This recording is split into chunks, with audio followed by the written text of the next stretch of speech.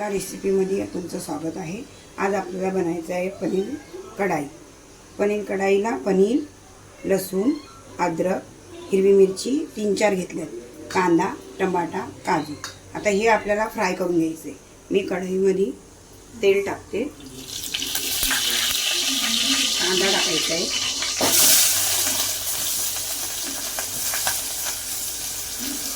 चांगला कांदा फ्राय होऊ द्यायचा।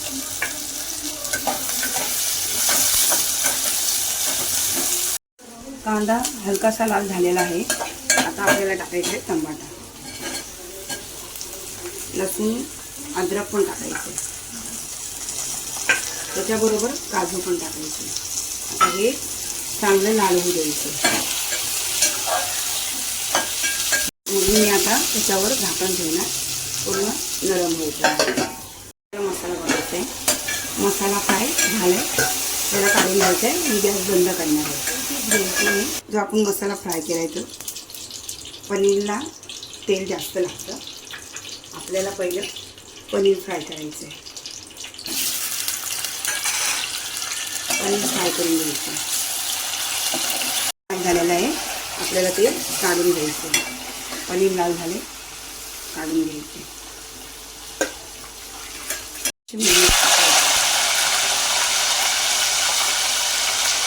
शेंगदाणे फ्राय झाली ना, मग कांदा टाकायचा।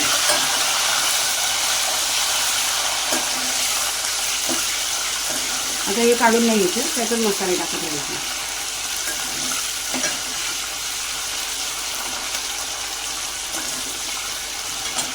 कांदा,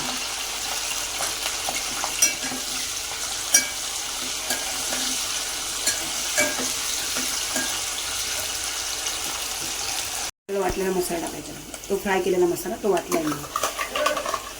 वाटण केलेला मसाला टाकलाय। आता आपल्याला लाल मसाला, तुम्हाला कसं तिखट पाहिजे तसं टाका। धना पावडर, हळद, किंग मसाला तो टाकायचा। छान भाजीचा स्वाद येतो, हॉटेलच्या भाजीसारखा। मिक्सर धुवून पाणी टाकूया, थोडं मीठ टाकूया चवीपुरतं। तुम्हाला कसं पाहिजे तसंच टाका, जास्त नका टाकू, नाही तर भाजी खारट होईल। आणि आता आपल्याला याच्यात पनीर टाकून घ्यायचे, फ्राय केलेले पनीर याच्यात टाकायचे।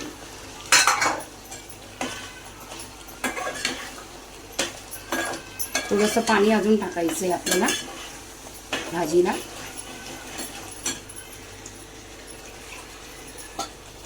जास्त नाही टाकायचं, थोडंच टाकायचं। आता याच्यावर आपल्याला झाकण ठेवायचं, सगळं झालं टाकून। छान तेल सुटले, भाजी खूप छान झाली आहे। त्याच्यात कोथिंबीर मोठी टाकली, थोडी कोथिंबीर टाकली, आणि आता गॅस बंद करायचा। कढाई पनीर तयार झालेली आहे, जेवून घ्या।